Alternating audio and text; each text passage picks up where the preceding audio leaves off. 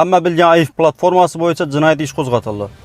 Xorazm viloyati Ichki ishlar boshqarmasi huzuridagi tergov boshqarmasi xabariga ko'ra, joriy yilning 3-sentyabr kuni Xorazm viloyati Ichki ishlar boshqarmasiga bir guruh fuqarolar tomonidan qilingan murojaatga asosan ijtimoiy tarmoqlardagi AIF platformasining faoliyati o'rganildi.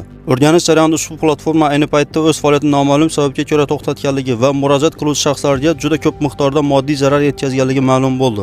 Shundan kelib chiqib 3-sentyabr kuni mazkur holat yuzasidan Xorazm viloyati Ichki ishlar boshqarmasi huzuridagi tergov boshqarmasi tomonidan O'zbekiston Respublikasi Jinoyat kodeksining 188-moddasi bo'yicha jinoyat ishi qo'zg'atildi. Jinoiy hodisani va jinoyat sodir etishda aybdor bo'lgan shaxslarni aniqlash, shuningdek, tergov jarayonini tez va sifatli amalga oshirish maqsadida malakali tergovchilardan iborat tergov guruhi tuzildi. Hozirda tergov guruhi tomonidan mazkur jinoyat ishi doirasida jabrlanuvchilar soni va ularga yetkazilgan zarar miqdorini aniqlashga kiritilgan.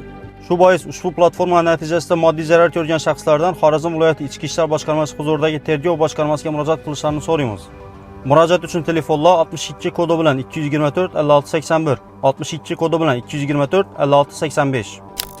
Ushbu videoni AIF platformasidan zarar ko'rgan o'z yaqinlaringizga berib qo'ying.